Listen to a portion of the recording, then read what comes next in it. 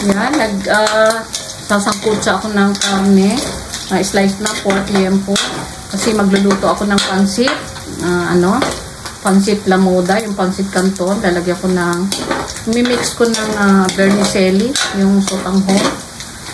Ngayon kasi birthday ng aking namayapang biyanan. Si Papang, no? Papang Bini. Pulo ako ng yung balat ng hipon. Ito yung balat ng hipon. Papakulo para pang sabaw natin. Kasi malasa yan. Bagnet. Piprito ko kasi masyadong mataba. Para mabawasan yung taba.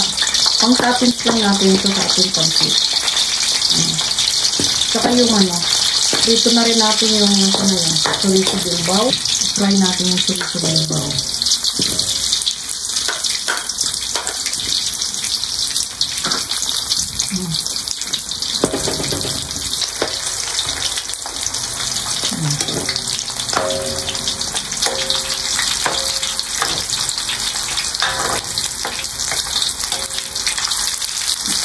Kasi hindi na maganda sa katawan. Ito yung Macau chorizo. Yung mga Chinese chorizo. Masarap ilagay sa pansit. Yan, pwede na yan.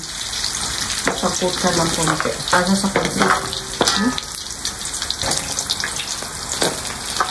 Chicharon sana yun. Wala akong makitang chicharon. Pang lang, toppings lang. Type ko lang lagyan. Ayan, ganyan.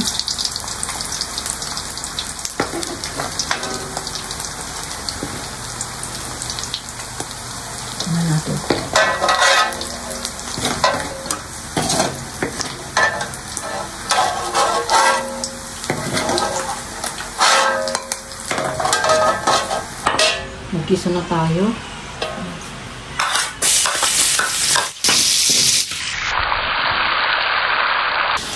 Okay. Ito na yung hipon. Pinahinaan ko kanina yung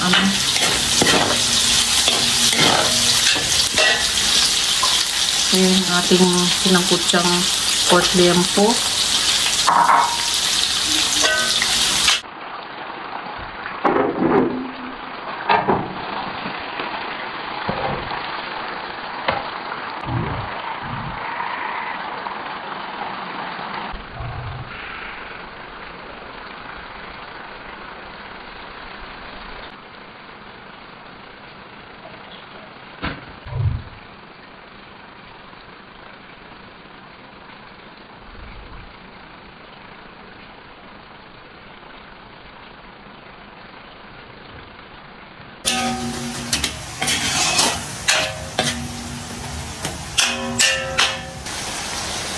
Ito yung sayote.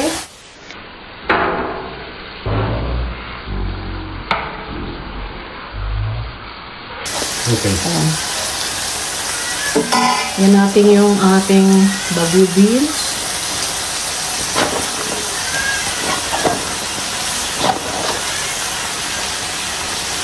Ito yung stock ng celery. Celery yung nalagay ko. Tapos, ito yung carrot. May buka. Hindi natapos.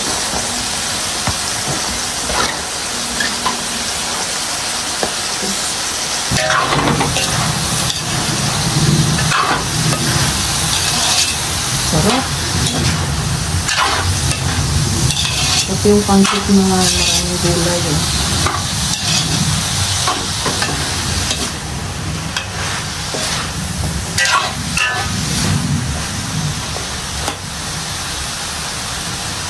Yan, lagyan ko siya ng sabaw na konti muna. Para maluto yung gulay.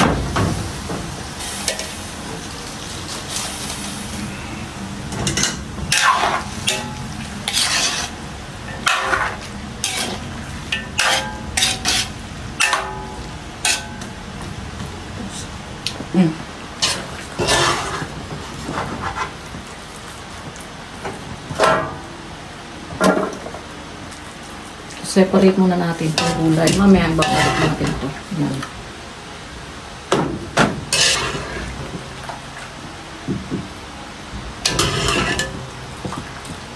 Nilagay ko na yung Lamuda Pansit Canton. Yung Ilocos Pansit Canton.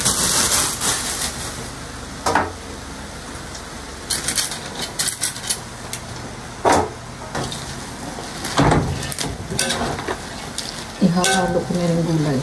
Lagay ko na tong stock na.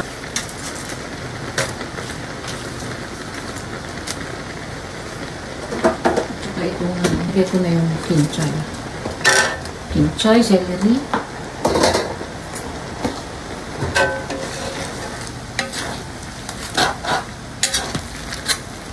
Lalagay ko na rin yung sotanghon, vermicelli. Binabad ko siya sa tubig para madaling lumambot. Then maluto. Okay.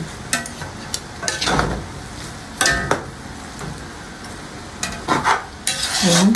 Paluto lang natin yung ating noodles na nilagay. Ayan. Luto ko na natin. Tikman natin yung sabaw kung ano. Sarap.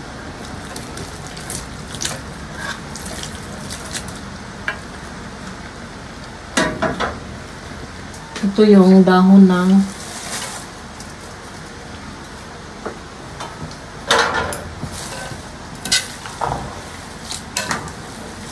ang sarap. Pansit gisado.